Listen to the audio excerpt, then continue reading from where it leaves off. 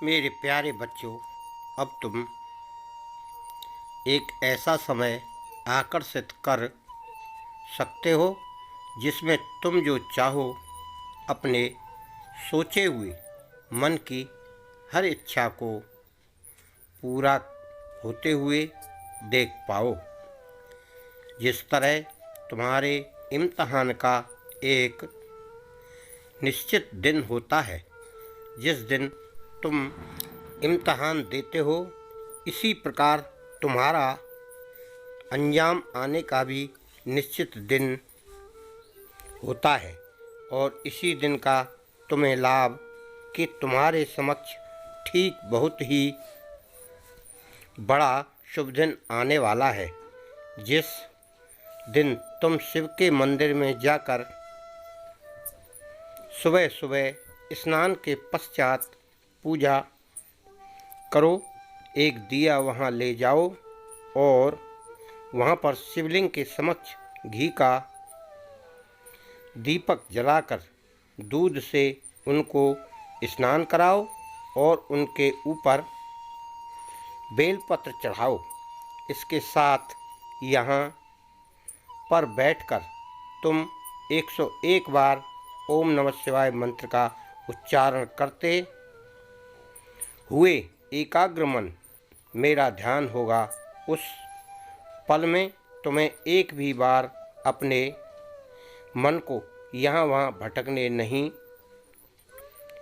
देना है। वह चित्त होकर भी इस मंत्र का उच्चारण करने के पश्चात जैसे ही तुम पूजा को संपूर्ण करोगे तो एक छोटा शिवलिंग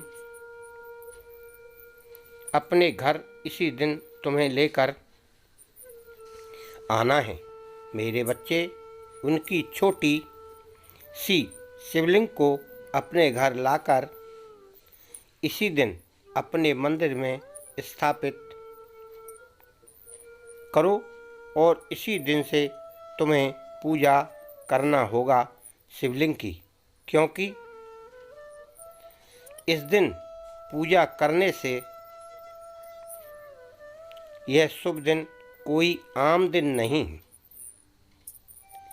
यह शिवरात्रि का दिन है, जिस दिन शिवजी यानी मेरे प्रभु बहुत ज़्यादा प्रसन्न रहते हैं। इस बात पर पूर्ण विश्वास रखना मेरे बच्चे। इसके साथ ही आज के दिन अर्थात शिवरात्रि के दिन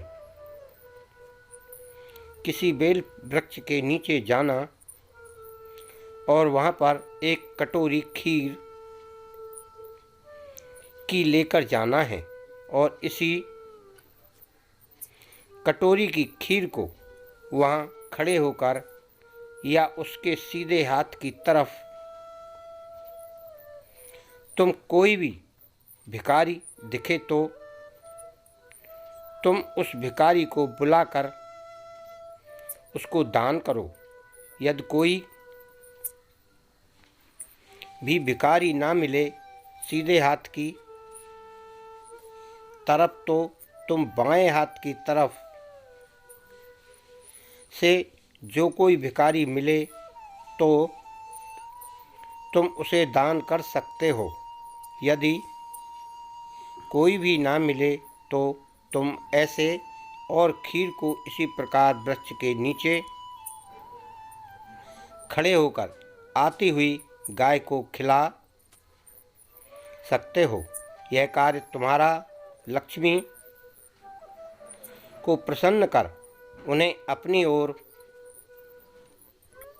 आकर्षित करता है। तुम्हारे घर में धन की वर्षा होती है और मेरे बच्चे, लक्ष्मी साक्षात तुम्हारे घर में वास करती है। इसके साथ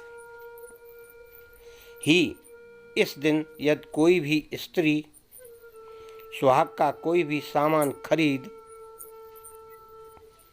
कर दान करना चाहे तो कर सकती है, क्योंकि ऐसा करने से पति पत्नी के रिश्ते में मधुरता आती है और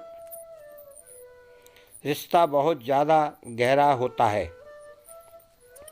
परस्पर प्रेम भी बढ़ता है और दोनों के बीच अनबन बनी रहती हुई भी खत्म हो जाती है और पति की उम्र लंबी होती है। ऐसा मन में विश्वास रखकर ही कार्य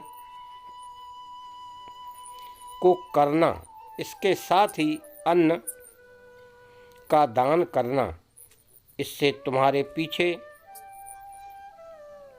किए गए पापों से मुक्ति मिलती है, क्योंकि गरीब को किया गया दान एक बहुत बड़ा पुण्य होता है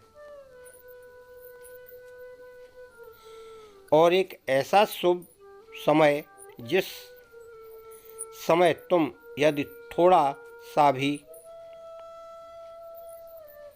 पुण्य कर लेते हो तो बहुत कुछ अर्जित कर लेते हो मेरे बच्चे, और तुम्हारे जीवन में तुम वह शक्तियों को अपनी ओर आकर्षित करते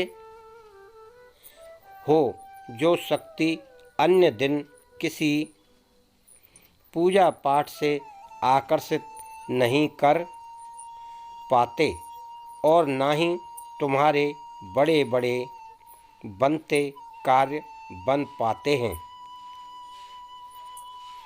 इस बात को याद रखना मेरे बच्चे, बाकी सब मुझ पर छोड़ दो, मैं स्वयं तुम्हारे साथ हूँ।